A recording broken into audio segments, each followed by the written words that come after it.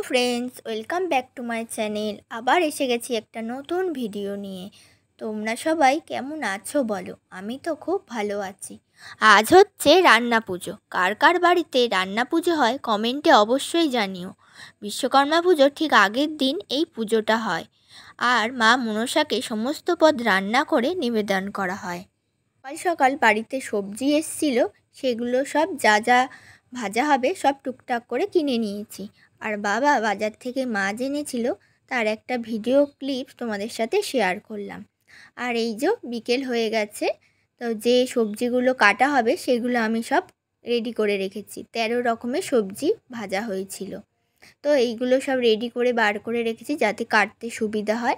আর এই যে যা যা মশলা লাগবে মানে গোটা জিরে, 5 ফোড়ন, কালো সর্ষে, নুন, শুকনো লঙ্কা আর তেজপাতা, এরকম যা যা ভাজা হবে সেইগুলো সব কাটা হয়ে গেছে। আর এই যে চালতাটাও কাটা হয়ে গেছে চাটনি হবে বলে। আর এই যে বাবা হচ্ছে নারকেলটা কেটে দিচ্ছে, তারপর আমি ভাজার জন্য ছোট ছোট করে কেটে নেব। এই যে দেখো মা চালতাটা কাটছে। খুব কাটতে ভয় লাগে কারণ হাতটা কেটে যায়, তো খুব সাবধানে চালতাটা কাটতে হয়। এই যে প্রথমেই কিন্তু আমাদের নিয়ম আছে, কচুটা সেদ্ধ বসাতে হয়, তারপরে অন্য কিছু করতে হয়। এই যে মা কচুটা সেদ্ধ বসিয়ে দিয়েছে, এই যে সেদ্ধ হয়ে গেছে। এবার একটা কাপড়ে জলটা ছেঁকে নিতে হবে। কিন্তু অনেকটা কচু, তাই জল ঝরতে সময় লাগবে বলে আমি ভাবলাম ওইদিকে আরেকটা কাজ সেরে নিই। কলার বড়াটাকে মেখে রেডি করে রাখি যাতে মায়েরও সুবিধা হয়।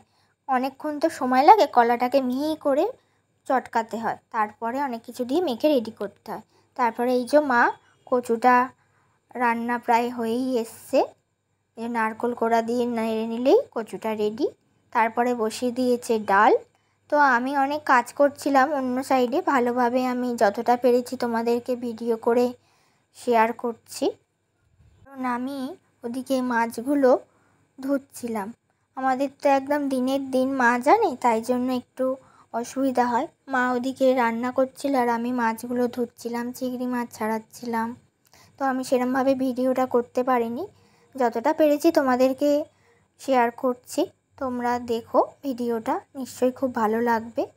এই যে কলার বড়াও হয়ে গেল, আর এখন হচ্ছে আমার প্রিয় নারকেল ভাজা।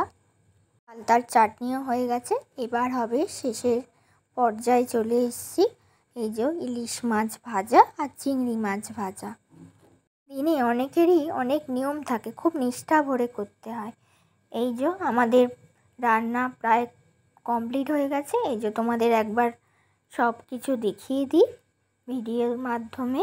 দেখো সব রেডি, কত কি হয়েছে আর কি সুন্দর মা সাজিয়ে দিয়েছে। দেখো এই স্বাদের কিন্তু ভাগ হবে না। রান্না পুজোর রান্না যারা খেয়েছে তারাই জানে কি সুন্দর লাগে খেতে। ভিডিওটা ভালো লাগলে লাইক, কমেন্ট, শেয়ার, সাবস্ক্রাইব করতে একদমই ভুলো না।